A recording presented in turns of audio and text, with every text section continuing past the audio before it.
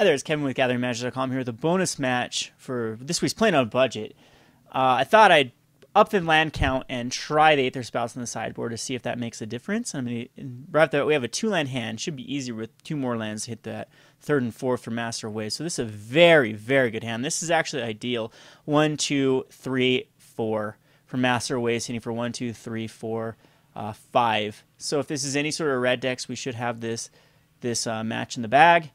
If it is not against a red deck, we still have a very aggressive matchup. So it's going to be a Despise, which he can take anything here. That's not what we wanted to see first turn. But again, whatever he disrupts here isn't that bad. I could see him taking the Shorestalker or the Shorestalker or the Frostwalker. Now, first turn Swamp Despise. This could be like a Waste Not deck. I don't know if a Waste Not deck will be really good against, especially with like a Thassa in hand. He needs to take the Thassa here, would be what I would do. And he took the Frostwalker, which I guess is okay as well. But it gives me some information that knowing that he can't deal with the Frost. The only way you take a Frostwalker is knowing you can't deal with it. So this could be just an Abzan deck that has Despises main boarded. And Evolving Wild. So I'm thinking, again, this is going to be something that's going to utilize the graveyard. Otherwise, that's why they want Evolving Wilds there. And he just gets a Swamp. So we'll go ahead and attack him with the Shorestalker. And we'll put out a Siren.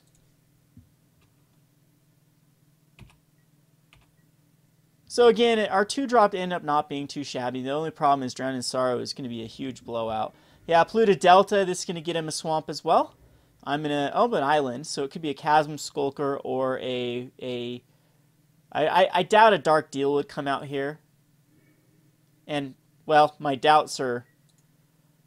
So this is going to be... And I'm going to make one of these decks on my channel, a Waste Not deck. My version is very similar to everything in here so far, but that hurt him more than it hurt me. It is actually card disadvantage at that point, especially with us getting this military intelligence and being able to fill back up our hand.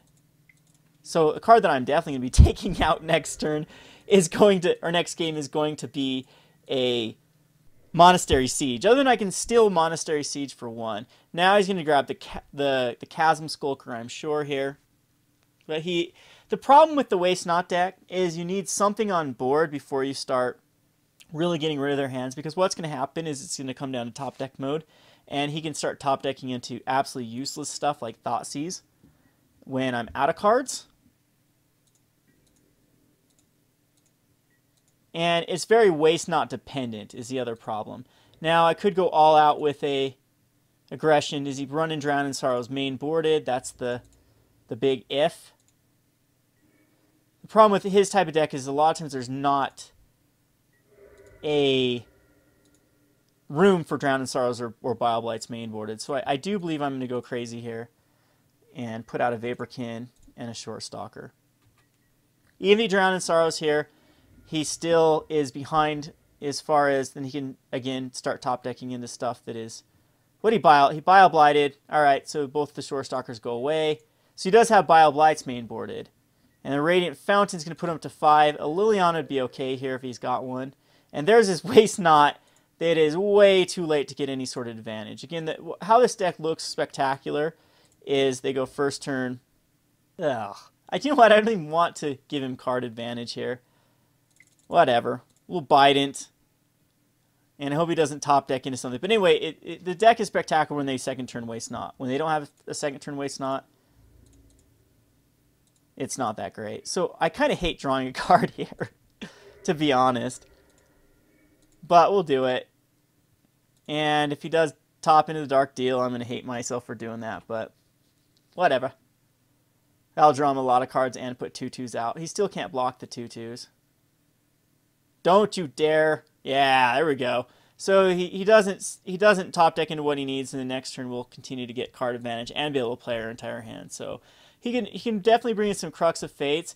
Aether Spouts is actually not too bad because he can get rid of all of his zombie tokens in 1 turn. But it's just going to be like cards like Dissolve, and Chasm Skulker is going to be incredibly good. Because if I get my Chasm Skulker out before he gets his Dark Deal and then he Dark Deals, yeah, that's not good. So Negates will also come in. Wall Frost does not need to come in. We can take the Monastery Siege out. I actually like the Monastery Siege. It helps me get to what I need. I'm thinking he's going to bring in a lot of stuff.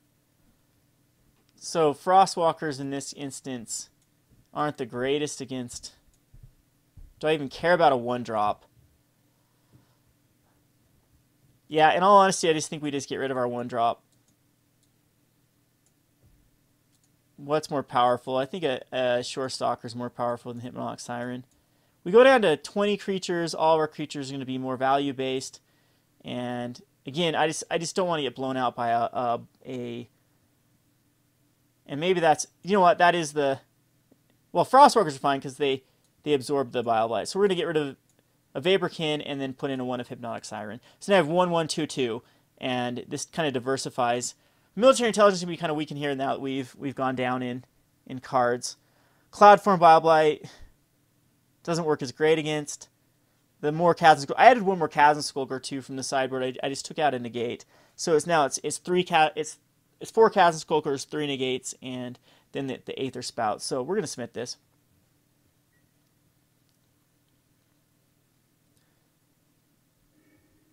And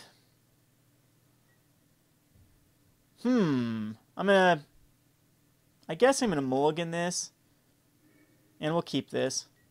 So if he first turn Thought Seizes, he would be able to take the Thassa. We have double Thassa now.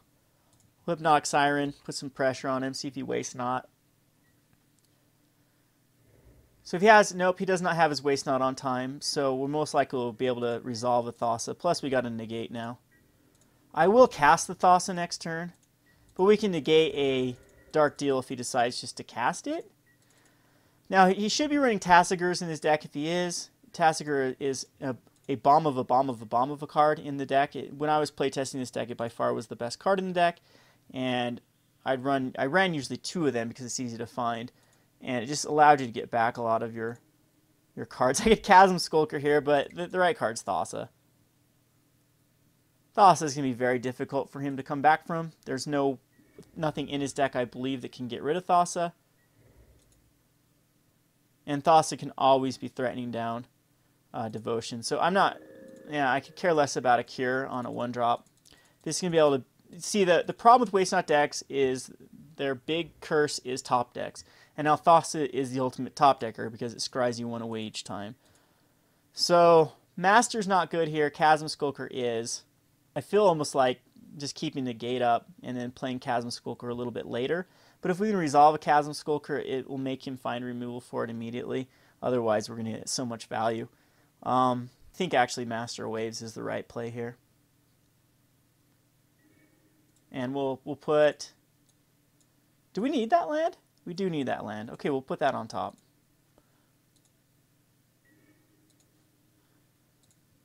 So if he's got any way to deal with it, we get the removal out of his hand again. This will apply pressure in the form of 6 damage. A Cure again will take care of Master of Waves. And yep, that's fine. So now we have a Chasm Skulker that might not eat a Cure, but we'll just go Cloudform.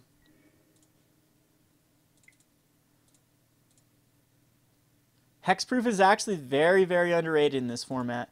I have no real way to pump it up too much. We have an island underneath, which is fine. And the later this game goes, I think the better it is for us. Again, he can't cure it. He can Drown in Sorrow and Scry. That is one way he can do it. So, but again, there's another removal spell out of the way.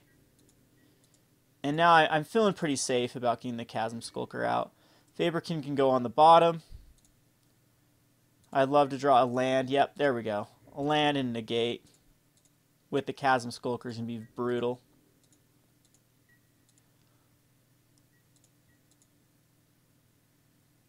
So he had to switch out to a lot of removal, which at this point I don't think is what you want to be doing. Because now he's just kind of playing a control route with not a really good finisher. Again, the deck gets explosive with a second turn Waste Not, and then advantage off the Waste Not. So we can put this on the bottom. Chasm Skulker immediately gets advantage, and the name of the game is just going to keep this Chasm Skulker alive. And we got the other Negate for it. He's just got a lot of dead things he can draw into.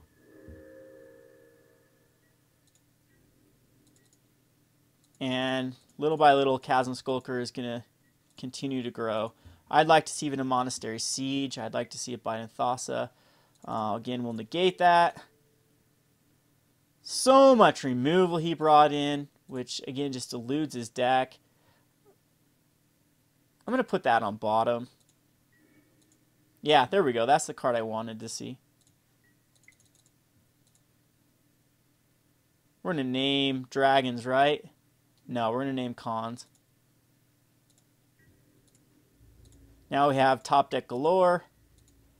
It's down to a 19. And now I can kill the Chasm Skulker, but it's going to give me 2/1/1s.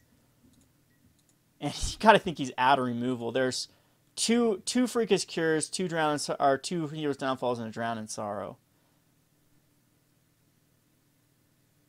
Treasure Cruise is, yeah, Treasure Cruise is coming here. I also play Treasure Cruise in the deck.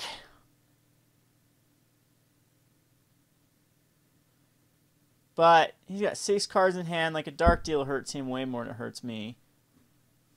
He can't get any value out of his Waste Not now. I mean, Monastery Siege, I guess, gets value out of Waste Not.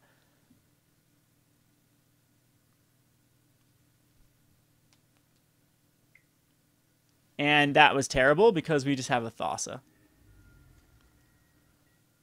Alright, so let's stack it properly. Okay, so we can put this on the bottom. And this, does this go at my draw phase? Okay, the beginning of your draw step. Okay, don't even have to stack it. So he gets an extra counter. And we'll discard an island.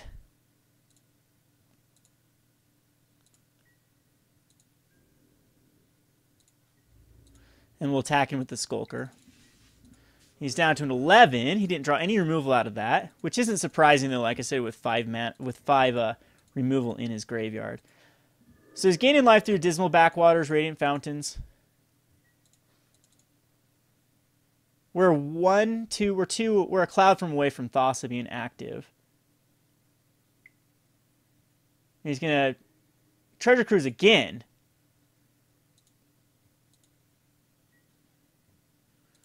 And unfortunately for him, he's got 7 cards, but we definitely want this on top.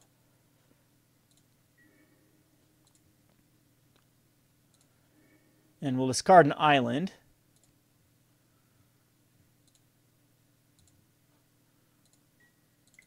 Play another Chasm Skulker. And just play the Chasm Skulker control route. I actually play Chasm Skulker in my Waste Not deck because if you go 3rd turn Chasm Skulker, 4th turn Dark Deal, your Chasm Skulker is huge. Especially if you go 2nd turn Waste Not, 3rd turn Chasm Skulker, 4th turn Dark Deal. Then you can get so much. I've done kills with that combination. So, anyway, he's got to find a removal and a Drown in Sorrow. So it's got to go removal, Drown in Sorrow.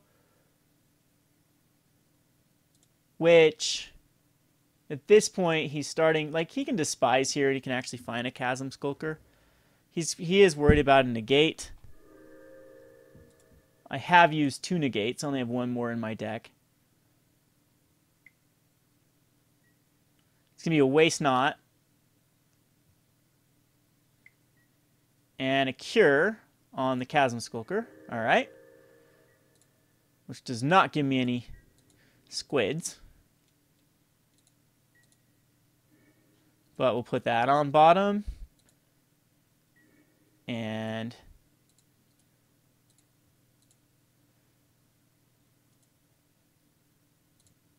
start yielding to these. So we'll discard an island. So he gets some mana. But it's in my draw step, which isn't the greatest. Unless he's got the Hero's Downfall. Could be Silence of Believers. It's just going to be a scoop. Again, I apologize for my opponents today not playing these games out. As I guess he was just thinking maybe that's all his Drown in Sorrow. He's got to have more Bile Blights. I don't know what the scoop's about. Other than I've just got him locked out, and eventually we do just have to hit another permanent down to get Thassa. And that's maybe something I have to think about is, there's the Bident of Thassa. Bident of Thassa and then any top deck would make Thassa active, and then we can just swing in. So I am liking the higher land count. Again, that wasn't the particular matchup that I wanted to see. I wanted to see if this worked better against the early matchups to actually guarantee my land drops. But that also showed the power of Thassa and Monastery Siege there, where we kept top decking into islands and we can just scry them away or discard them. Anywho, I again enjoyed this deck a lot, and I'm glad I did this bonus match. This has been Kevin with GatheringMagic.com. Thanks for watching.